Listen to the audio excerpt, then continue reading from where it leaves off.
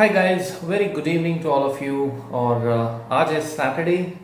Friday धमाका हमारा कल रिलीज नहीं हुआ बिकॉज कल मैंने आपको ट्रेनिंग की अनाउंसमेंट दी थी, तो फ्राइडे धमाका कुछ ऐसा मिस सा मैं फील कर रहा था। और क्वेश्चन भी मेरे पास एक बहुत अच्छा, आप में से एक मेरे स्टूडेंट हैं, सब्सक्राइबर हैं कुलदीप, उनका पावर बीआई डैक्स के ऊपर आया हुआ था, जिसे करने में मुझे तकरीबन 1-1.5 घंटा लग गया। अगर मैं सच बोलूं, क्वेश्चन बहुत अच्छा है डैक्स के ऊपर। डैक्स को लेके काफ़ी स्टूडेंट्स में कंफ्यूजन रहती है कि डैक्स किस तरह से सीखा जाए, राइट। डैक्स, सबसे पहले मैं आपको ये बता दूं कि क्वेश्चन क्या है और डैक्स आपको किस तरह से सीखना होता है। क्वेश्चन ये है कुलदीप का कि उनके पास मंथ ऑन मंथ डेटा पड़ा हुआ है, ठीक है। जैसे मान के चलते हैं ये दिसंबर है, फॉर एग्जांपल हम जुलाई में बैठे हैं, तो आपके पास नेचुरली जैन से लेकर जुलाई तक का डेटा होगा, राइट। तो पावर बीआई में ये एक ऐसा डेस्क क्रिएट करना चाहते हैं कि अगर करंट मंथ जुलाई है या अगस्त है, सितंबर है, कोई भी है, तो उससे पहले वाले जितने भी मंथ्स हैं उनकी सेल्स क्यूमुलेटिव सम इनको उसमें देखना है। यानी कि अगर जैन में लेट्स से सेल हुई है 100, फेब में हुई है 50, तो फेब के सामने 100 प्लस 50 इनको देखना है। और मार्च में लेट्स से 50 हुई है तो 100 प्लस 50 प्लस 50, यानी पिछली सेल भी ये ऐड करना चाहते हैं। लेकिन कहानी में एक ट्विस्ट है जिसने मेरे 1.5 घंटे खराब कर दिए पर मुझे मजा बड़ा आया बिकॉज ऐसे तो आप सीखते हैं, राइट। सीखने की कोई उम्र थोड़ी होती है। जो करंट मंथ है आपका, उसके आगे इनको सेल्स नहीं चाहिए, ऑटोमेटिकली डैक्स वहां पर उसको ब्लैंक कर दे।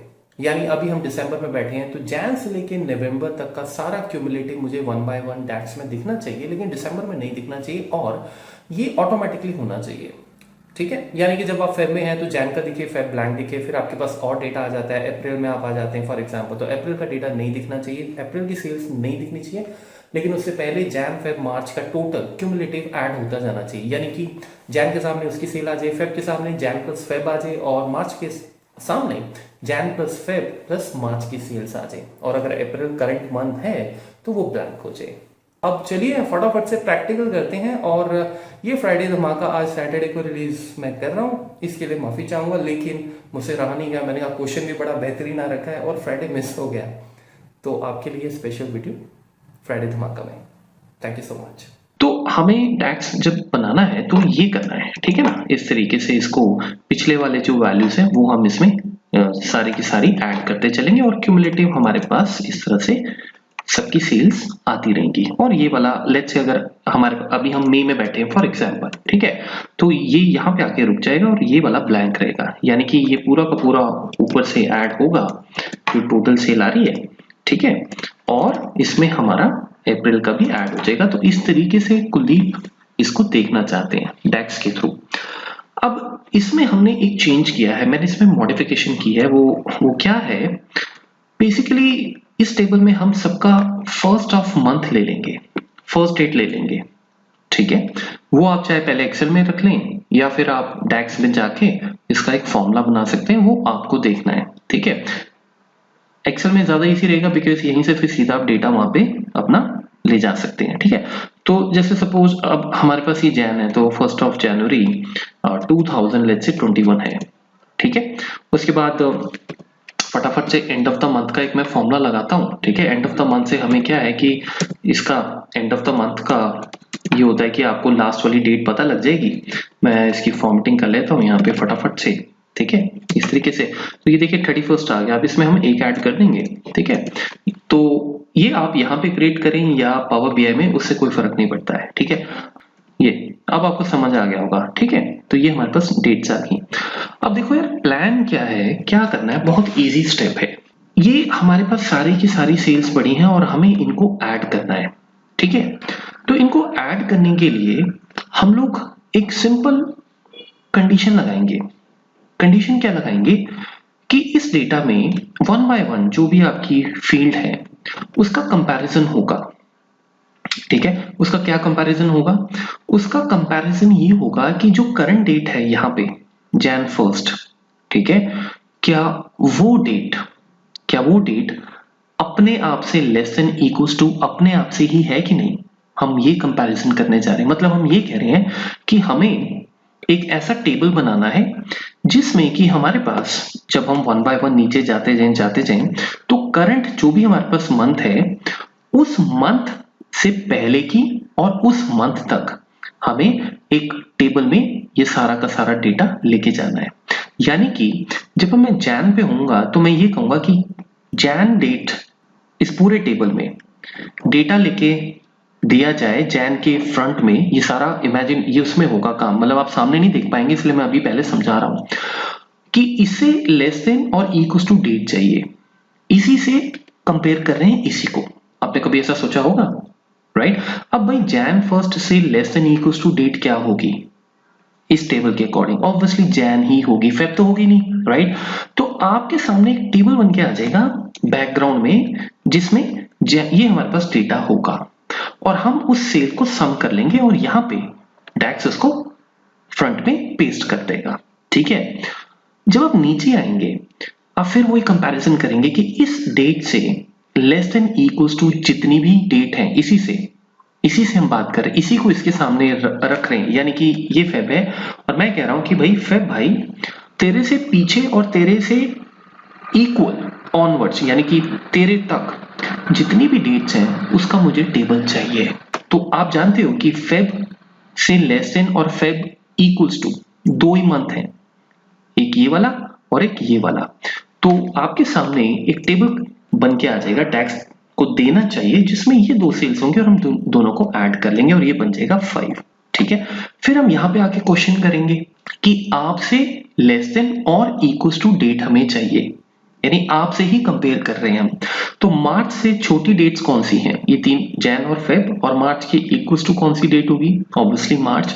तो मार्च के लिए ये पूरा का पूरा टेबल आपका इस तरह से यहाँ पे डेक्स बैकग्राउंड में क्रिएट करके दे देगा और हम फिर फाइनली इन तीनों को ऐड कर लेंगे। ये हमारा प्लान है। सबसे इंपॉर्टेंट चीज यही है कि हम इसी डेट को इसी से कंपेयर करेंगे लेस देन इक्वल्स टू करके। इससे होगा ये कि जब आप मार्च पे बैठे हैं अप्रैल और मई उसमें काउंट ही नहीं होंगे, समझे आप? बिकॉज हम एक टैक्स टेबल लगाएंगे इसमें जिसको कहते हैं समराइज। समराइज जो होता है ये मैंने इसके ऊपर पहले भी बात की थी, बहुत पहले, आप देख सकते हैं बीआई प्लेलिस्ट में। ये जो हमारा टैक्स है ये बेसिकली है टेबल टैक्स। ये क्या करता है, ये आपका एक तरह से ग्रुप बाय की तरह चलता है अगर आपने कभी एसक्यूएल यूज किया हो। ठीक है, तो हम ये बोलेंगे हमें डेटा समराइज करना है, लेकिन एक कंडीशन है भाई। कंडीशन क्या है कि डेटा वही समराइज करेंगे, यानी डेटा समराइज करते हुए ग्रुप करना है जिसमें ये सारी की सारी सेल्स को हम सम करेंगे, लेकिन इस मंथ से लेस देन या फिर इस मंथ के इक्वल टू वाला डेट होना चाहिए। ठीक है, अब दूसरा क्वेश्चन आपके माइंड में ये आ सकता है कि मैं इसको क्यों नहीं कैलकुलेशन में ले रहा हूं, बिकॉज ये टेक्स्ट है। तो मैं फेब को लेस देन जैन अगर कंपेयर करने चला तो हमें उसमें कोई रिजल्ट नहीं मिलेगा, इसीलिए हमने बड़ी स्मार्टली उनको डेट्स में कंपेयर कर लिया बिकॉज ये नॉर्मल टेक्स्ट है। ठीक है, तो ये एक आइडिया हम लेके चल रहे हैं। तो अब हम चलते हैं पावर बीआई में। आपको सबसे पहले मैं टेबल भी दिखा देता हूँ। टेबल में कुछ नहीं है, ये देखिए मंथ है, राइट, और ये आपकी सेल्स हैं और ये मैंने वो डेट्स डाली हुई हैं।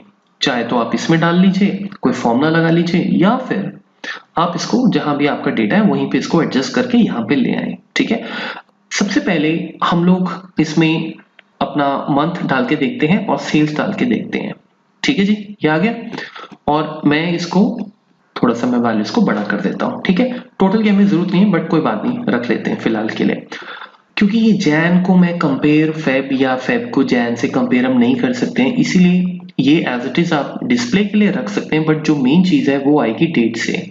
ठीक है, सो डेट को उठा के भी यहाँ पे हम ड्रैग एंड ड्रॉप कर देते हैं।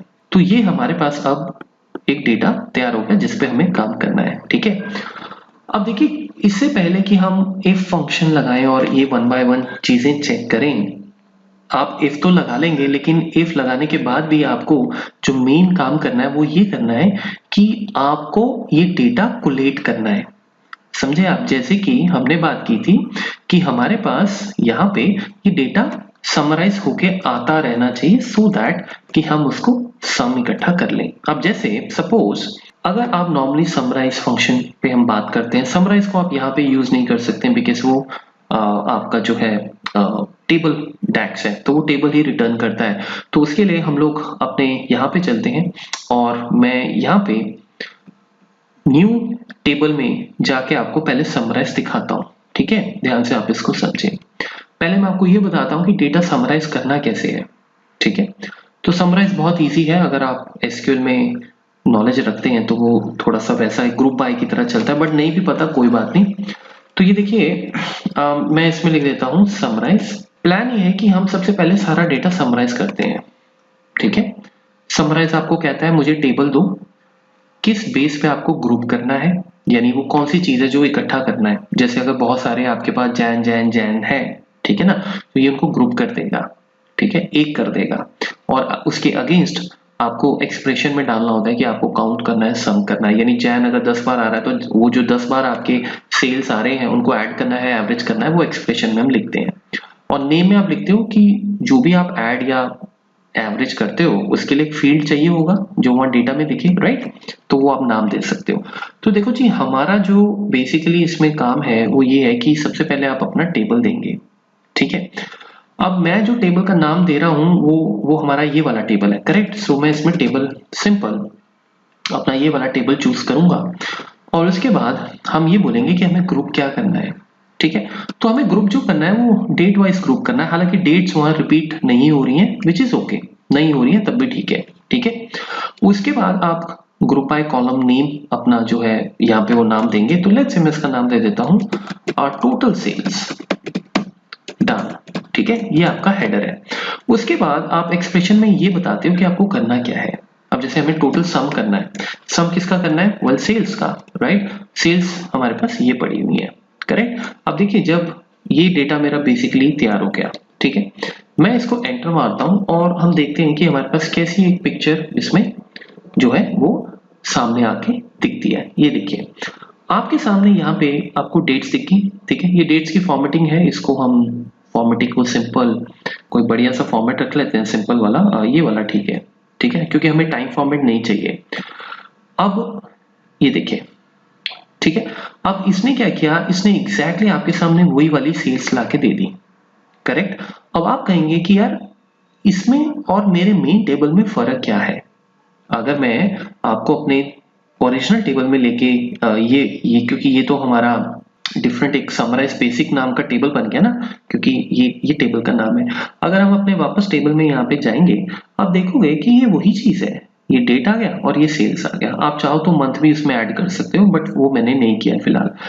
ये समराइज अभी आपको सेम वहां पे वही आउटपुट लग रही है। अगर मैं यहाँ पे जाऊं, उसका रीजन ये है बिकॉज हमारी डेट्स रिपीट नहीं हो रही हैं, ठीक है। और वैसे भी ये टॉपिक रिपीट होने पे डिपेंड नहीं करता है, रिपीट हो रही हो तो भी ठीक है, नहीं हो रही तो भी ठीक है। लेकिन अब आप ये देखें कि ये समराइज चल रहा है, ये आपको एक टेबल प्रोवाइड कर रहा है, ठीक है। जब हम यहाँ पे डैक्स लगा रहे होंगे, हमें सिर्फ जैन से मतलब होगा, फेब से मतलब होगा, फेब और उससे पिछले वाले मंथ से मतलब होगा, यानी जैन एंड फेब से मतलब होगा। जब यहाँ पे जाएंगे तो मार्च और फेब और जैन से मतलब होगा, बाकी को हमें नहीं लेना है। तो हमें समराइज को इस तरह से चलाना है कि बैकग्राउंड में ये टेबल अपने आप उसके अकॉर्डिंग एडजस्ट होता रहे, समझे आप। यानी कि जब मैं जैन पे हूं तो सिर्फ समराइज मुझे यहाँ पे सिर्फ जैन का डेटा दे और किसी का डेटा ना दे, ताकि हम उसको इजीली सम कर सकें। जब हम फेब पे होंगे तो हमारा यही जो टेबल है वो बेसिकली हमें इतना ही डेटा बैकग्राउंड में प्रोवाइड करे, सो दैट हम फटाफट से इसको ऐड कर ले। क्या समझे, ठीक है। तो आप समराइज तो ऐसा नहीं कर सकता आपको डायरेक्ट, बिकॉज समराइज तो समराइज है। तो इसमें हम एक स्मार्ट मूव करने वाले हैं।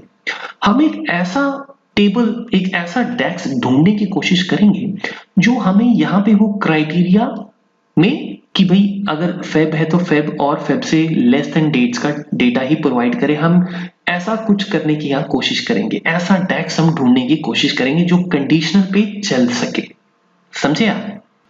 तो इसके लिए हम लोग फिल्टर डैक्स का यूज करेंगे, जो कि एक और आपका टेबल डैक्स है जो टेबल रिटर्न करने में हेल्प करता है। फिल्टर का फायदा यह है कि वो डेटा फिल्टर कर देता है, समझे। फिल्टर में हम ये कंडीशन डाल सकते हैं कि आप डेटा जब समराइज करें तो डेटा समराइज करने से पहले आपको मैं एक स्पेसिफिक टेबल प्रोवाइड कर रहा हूं, उसको आपने समराइज करना है।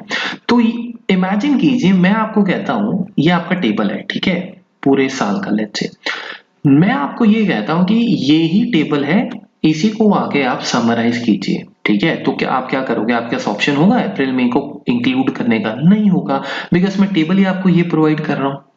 अगर मैं आपको ये वाला टेबल प्रोवाइड करूं, मैं नहीं करूंगा, फिल्टर करेगा, बट फिल्टर समराइज को ये टेबल देगा, तो समराइज क्या करेगा, वो इसी पे काम करेगा, तो ये वाला मंथ आएगा ही नहीं, समझे आप। तो जब आप यहाँ पे ये जो समराइज को आपने टेबल प्रोवाइड किया है, इस टेबल को हम आगे चेंज करने वाले हैं, फिल्टर करने वाले हैं, तो यहाँ पे हम पूरा टेबल सिलेक्ट नहीं करेंगे, समझे आप, क्योंकि पूरा करेंगे तो समराइज आपके सामने है रिजल्ट। मैं ये कहता हूं जो टेबल है उसमें हम यहाँ पे फिल्टर लगाएंगे, बाकी सारे पैरामीटर सेम रहेंगे, हम समराइज को एक अलग टेबल देने जा रहे हैं, फिर वो उसी में जाके आपकी सेल्स को टोटल करेगा, ठीक है ना। तो समराइज को तो टेबल से मतलब है, तो फिल्टर जो है, फिल्टर लगाते हैं। फिल्टर लगाने के बाद आप जो टेबल है वो अपना टेबल सिलेक्ट करेंगे, ये हमारा टेबल है, राइट, ये टेबल का नाम है, करेक्ट। उसके बाद कॉमा, कॉमा के बाद फिल्टर एक्सप्रेशन, ये इंपॉर्टेंट लाइन है कि आप जो टेबल दे रहे हो, आप देना कौन सा टेबल चाहते हो। तो हम लेट्स से टेबल उठाते हैं, फील्ड उठाते हैं डेट, ये वाली, ठीक है। सो टेबल का नाम है टेबल dt, ये आपका फील्ड आ गया, ठीक है। मैं ये कहता हूं कि फॉर एग्जांपल समझने के लिए कि समराइज को टेबल दिया जाए कौन सी डेट का, लेट्स से 2020 ईयर, मैं डेट फंक्शन यूज कर रहा हूं यहाँ पे, ठीक है। मंथ हो गया लेट्स से 3 और डे हो गया 1, ठीक है, वही एक्सेल वाला फंक्शन, और इसको क्लोज कर देते हैं, ठीक है। 2020 इसलिए बिकॉज मेरे पास आई थिंक 2020 का डेटा है, तो 2021 करेंगे तो बात बनेगी नहीं। जब आपने ये दे दिया, अब देखिए ये पूरा का पूरा टेबल है, आप जानते हैं बिकॉज ये समराइज में ऐसा टेबल पैरामीटर यूज हो रहा है। तो समराइज को जो टेबल जा रहा है वो ये वाला टेबल जा रहा है, जो कि होना चाहिए 1 मार्च तक, समझे, मतलब मार्च तक पूरा इस डेट से, ठीक है। अब जब आप ये कर चुके होंगे, उसके बाद उसके पास एक टेबल आ जाएगा जिसमें आइडियली अगर ये फॉर्मूला सही लगा है तो उसमें 3 महीने होने चाहिए, और उसमें फिर ये अपना सारा का सारा उसी हिसाब से काम करता रहेगा। एंटर मार के देखते हैं और देखते हैं कि क्या हमारे पास टेबल में कुछ चेंजेस आए। आइडियली हमारे पास 3 डेट्स का टेबल आना चाहिए, देखिए, बिंगो गाइस, ये समझ आ गया तो आपको कहानी समझ आ गई पूरी। सिर्फ यही नहीं, आपको डैक्स की स्टोरी भी समझ आ गई, किस तरह से घुसना है इसके अंदर, ठीक है, घुस के मारेंगे। इंडियन आर्मी जिंदाबाद। तो ये इस तरह से चीज है। अब आप देखो, अगर मैं यहाँ पे मंथ चेंज कर दूं, लेट्स से 11, तो दिसंबर को छोड़ के सब कुछ आना चाहिए, बिकॉज आपकी डेट्स सारी कंपेयर हो रही होंगी, और फिल्टर आपको टेबल ही वो दे रहा है समराइज को, मतलब तो फिल्टर भाई समराइज के बाद जा रहा है और कह रहा है ये डेटा इसको समराइज कर दे, समराइज उसको ये देखिए समराइज कर देगा, क्या दिक्कत है, राइट। तो ये हमने जो कंसेप्ट अभी यूज किया है, बिकॉज हम यहाँ पे नवंबर तो नहीं लिखेंगे, हम यहाँ पे वो लिखेंगे जिससे हमारा फॉर्मूला विजुअलाइजेशन में यहाँ पे डायरेक्ट चल पड़े, लेकिन कंसेप्ट यही यूज होगा। अब 1 मिनट के लिए हम ये पूरा का पूरा कॉपी कर लेते हैं, ठीक है, और हम अपने अब विजुअल में जाके इसको एक नए टैक्स के नाम से क्रिएट करते हैं, ठीक है, न्यू मेजर। अब हम मेजर क्रिएट करने जा रहे हैं, रिमेंबर, जो हमें वैल्यू रिटर्न करे, स्केलर मेजर, ठीक है। सो मेजर 2 इसका नाम है, और मैं यहाँ पे इसको कर देता हूँ कंट्रोल V, और मैं इसका नाम कुछ और रखना चाहूंगा, लेट्स से हम इसका नाम रख देते हैं final sales tax, for example, ये मैं इसका नाम दे देता हूँ, ठीक है। मैंने यहाँ डेट भी अभी आपके लिए बिल्कुल मैंने चेंज नहीं किया, देखिए तो सही होगा क्या, ठीक है। अब देखो ऐसा है कि आप जानते हो ये पूरा का पूरा फंक्शन टेबल रिटर्न कर रहा है, और आप बैठे हो विजुअलाइजेशन में। विजुअलाइजेशन में आप इसको कैसे यूज करोगे, बिकॉज यहाँ पे तो आपको नंबर चाहिए ना भाई। तो अगर मैं बाई चांस एंटर कर देता हूं, तो एंटर करने से होगा ये कि आपको एरर आ जाएगा, multiple columns can not be converted to a scalar value, आपको ये एरर आए होंगे, आई एम श्योर, और आप फंसे होंगे। विजुअलाइजेशन में हम ये नहीं लेके आ सकते हैं, उसके लिए अपना अलग से न्यू टेबल में आप यहाँ पे जाइए, डेटा में, और क्रिएट कीजिए, ठीक है, ये एक अच्छी बात है। तो फाइनली हमारे पास इनपुट आ रखी है, लेकिन हमको इसको ऐसे में कुछ कन्वर्ट करना है सो दैट हमारे यहाँ वो फंक्शन स्केलर फंक्शन बन जाए, ठीक है। तो वो एग्जैक्टली हम कैसे करेंगे, इस पे हम बात करने जा रहे हैं। तो देखो इसमें क्योंकि हमें सेल्स चाहिए, तो आप सम फंक्शन हो सकता है, आप सोचो सम फंक्शन, सम आप यूज नहीं कर सकते बिकॉज सम सिर्फ कॉलम मांगता है, उसको ये पूरा का पूरा आप जो सार है अगर आप दे दोगे उठा के वो एरर दे देगा, बिकॉज सम को डायरेक्ट कॉलम चाहिए होता है, पैरामीटर से समझ आ जाता है, ठीक है। तो इसके लिए मैं सम एक्स यूज कर सकता हूँ, क्योंकि सम एक्स में हम एक्सप्रेशन भी यूज कर सकते हैं। अच्छा, अब मैं सम एक्स यूज करके देखता हूँ। फॉर एग्जाम्पल सम एक्स बोलता है टेबल दो, टेबल हमने पूरा दे दिया। अब आपको समझ आया क्यों मैं कह रहा था कि आपको इमेजिनेशन आपकी स्ट्रांग होनी चाहिए, ऑफ कोर्स एक्सपीरियंस से आती है। ये पूरा का पूरा टेबल आपको ऑलरेडी आपने चेक कर लिया बैकग्राउंड में क्या देने वाला है, 3 डेट्स देने वाला है, ठीक है। तो यहाँ पे हम कॉमा करेंगे क्योंकि पूरा का पूरा टेबल में चला गया और इसमें हमारा एक्सप्रेशन आता है। एक्सप्रेशन क्या होगा, वीडियो पॉज करो, सोचो, अगर आपको नहीं पता तो आपको डायरेक्ट में प्रैक्टिस चाहिए। एक्सप्रेशन में मतलब कौन सी फील्ड है जिसको उठाना है फाइनली उस टेबल से। तो आपको याद होगा हमने टोटल सेल्स डन की फील्ड बनाई है जिसमें उस नई फील्ड में सारा ग्रुप होके आ रहा है, ठीक है ना। सो अगर आप यहाँ पे भी टोटल सेल यहाँ पे लिखना शुरू करोगे, ये देखो आपको दिख जाएगा, ठीक है। तो ये हमारा टोटल सेल डन हो गया। अब मैं इसको क्लोज करता हूँ और हम एक बार इसको एंटर मारते हैं। अब सम एक्स जो है वो स्केलर फंक्शन है उस, ठीक है, वो आपका रो बाय रो कैलकुलेशन करता है।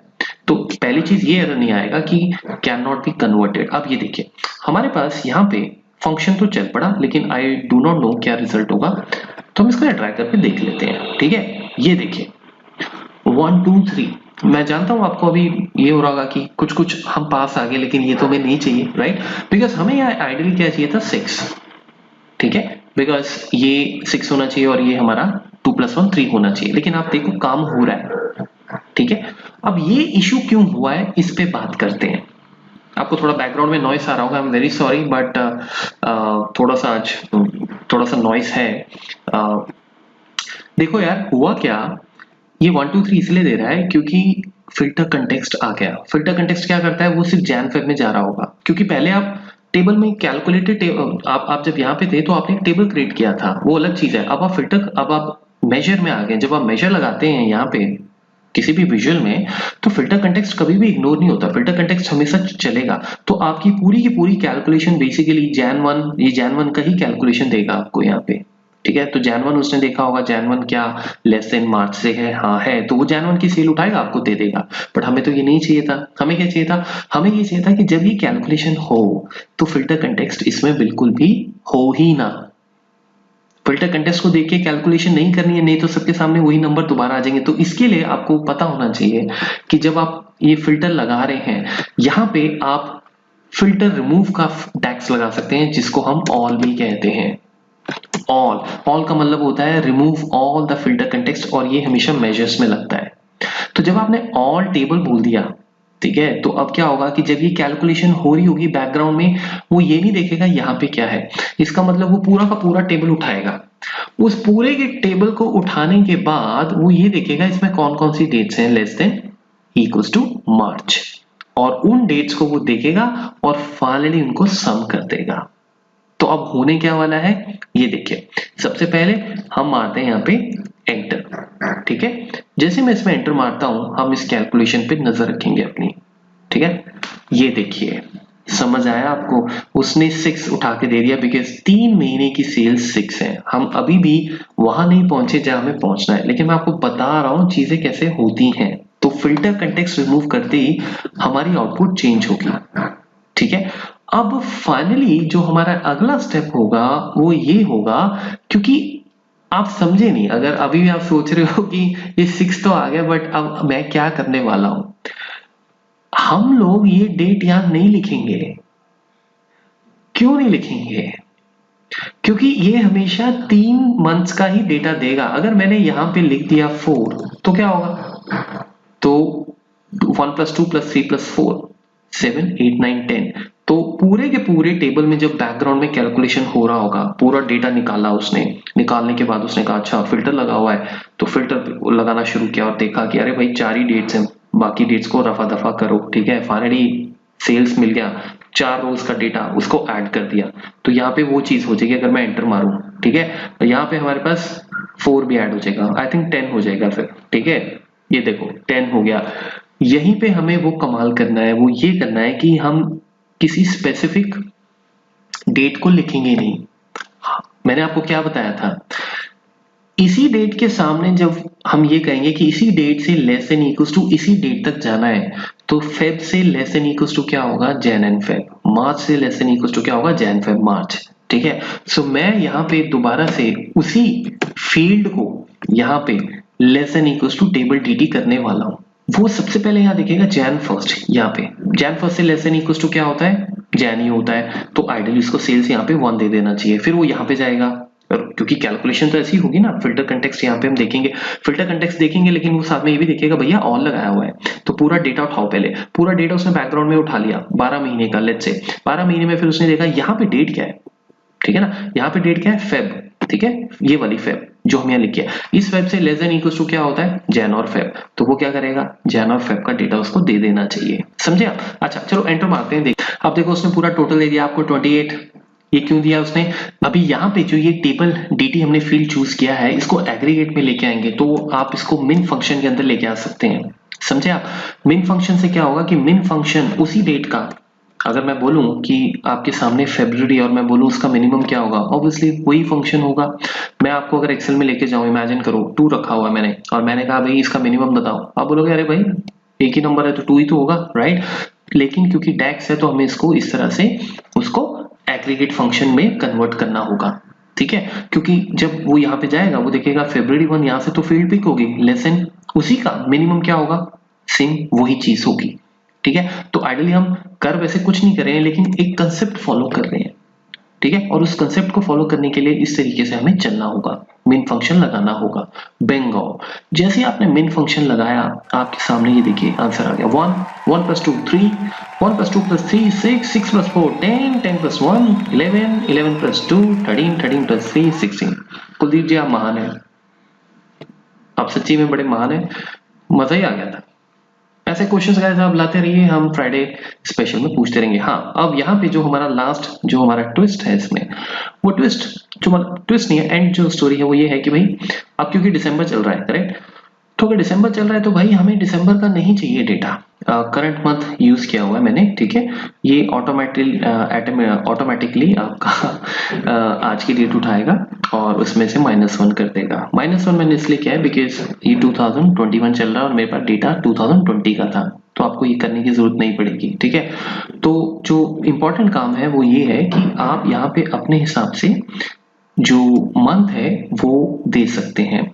जैसे देखिए मैंने डेट क्रिएट की है 1 जुलाई, क्योंकि मैं करंट मंथ से ये मंथ मांग रहा है, तो आज की जो डेट है उसका जो भी मंथ निकल के आता है 12 - 5 किया हुआ है, ठीक है ना। तो आप इसके अकॉर्डिंग चलेंगे, सिंपल सा पॉइंट है, ठीक है। जैसे मैं इसको हटा देता हूँ, तो यहाँ पे ये फर्स्ट रखेंगे हम कांस्टेंट, ताकि 1 दिसंबर आ जाए 2020, ठीक है। तो ये आप जैसे मैंने बोला था आपको, आप यहाँ पे भी क्रिएट कर सकते हैं, एक्सेल में भी, ये डायनामिक है। तो जब भी आपका डेटा अगले महीने जाएगा ये ऑटोमेटिकली चेंज हो जाएगा, आप समझ सकते हैं, ठीक है ना। ये इसलिए मैंने लिखा था क्योंकि इससे हम एक फंक्शन कंपेयर कर लेंगे कि जो करंट मंथ है, ये वैसे करंट मंथ नहीं होना चाहिए, इसका नाम होना चाहिए करंट मंथ फर्स्ट डेट, ठीक है ना। पर चलो कोई बात नहीं, क्योंकि मंथ नहीं आ रहा ना, ये डेट है, तो हमें इस डेट को इस डेट से अब कंपेयर करना है, बस ये तो फिक्स ही रहेगा पूरे टेबल में, ठीक है ना। तो यहाँ पे जब हम वापस आएंगे अपने इस टैक्स में, कोई और तरीका भी हो सकता है गाइस, मतलब मैंने तो मेन सार तो आपको दे दिया है, अब उसके आगे तो आप क्रिएटिविटी की कमी थोड़ी होती है, क्यों।